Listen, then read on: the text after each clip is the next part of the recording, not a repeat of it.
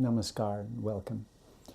This week's topic is more for the guys, more for the celibates, but it can be relevant to anyone, to girls also, and to people who may be in a relationship, but our nature-born attraction to the opposite sex is something that doesn't respect whether you're a monk. It doesn't respect whether you're in a relationship or whatever. It's just nature has programmed us, and it will kick into action whoever you are.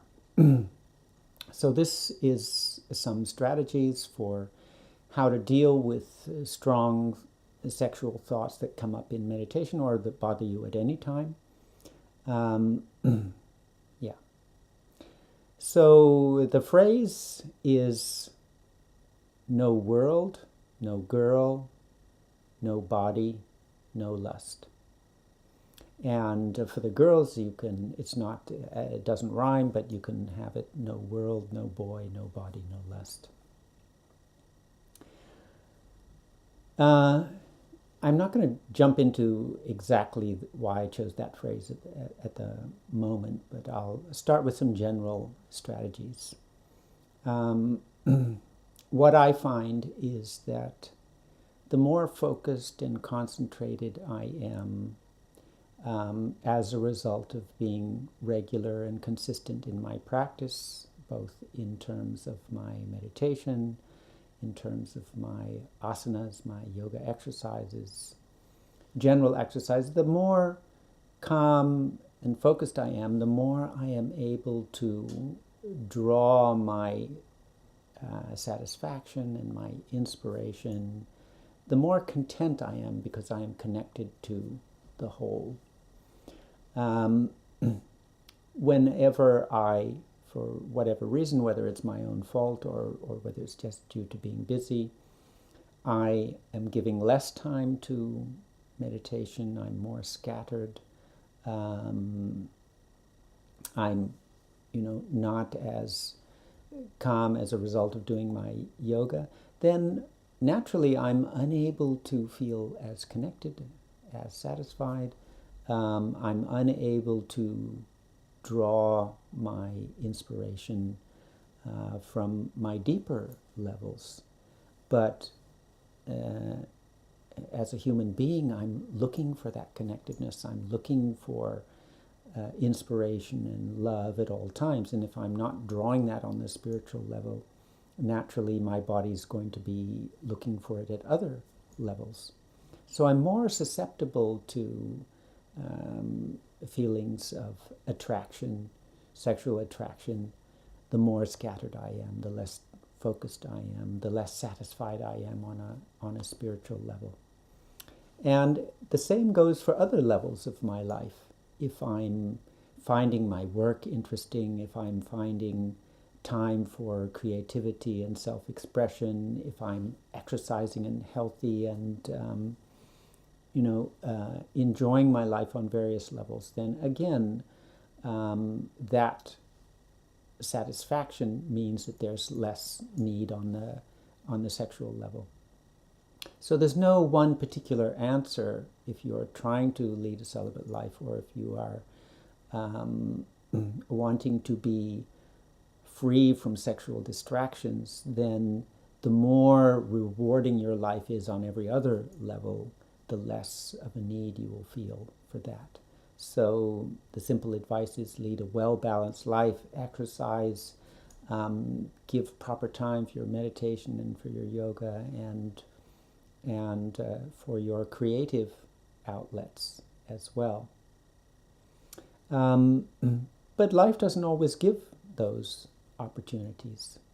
So what happens when these thoughts come up and disturb you, either when you're moving around in everyday life or when you're trying to do meditation? So first of all, as I said in an earlier talk, that we shouldn't be shocked. We shouldn't feel down on ourselves because nature has programmed us in this way. It's part of our biology. It's natural.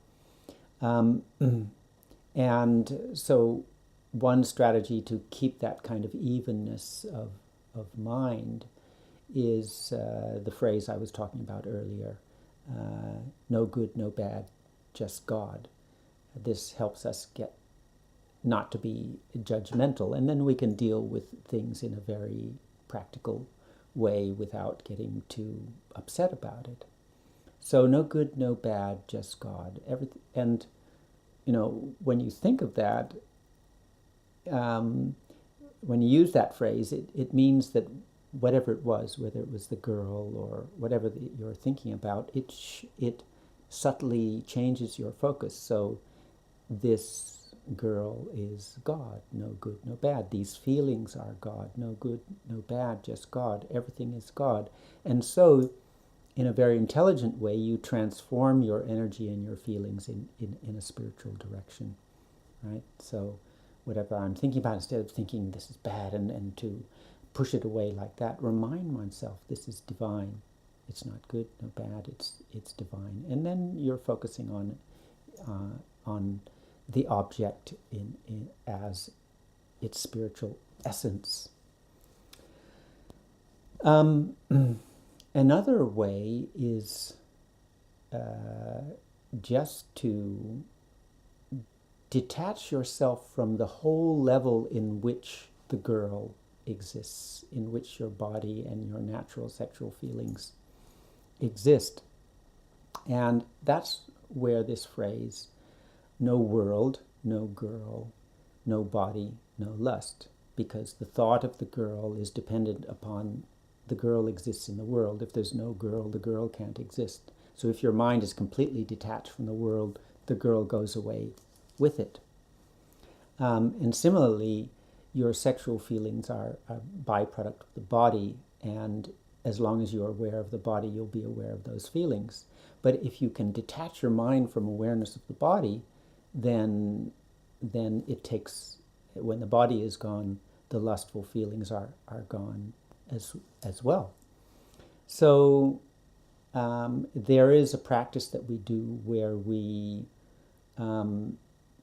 shrink, we detach ourselves from the world, and we shrink our attention down to a single chakra, and we imagine, and I've talked about this in previous videos, imagine that the whole universe kind of does the Big Bang in reverse.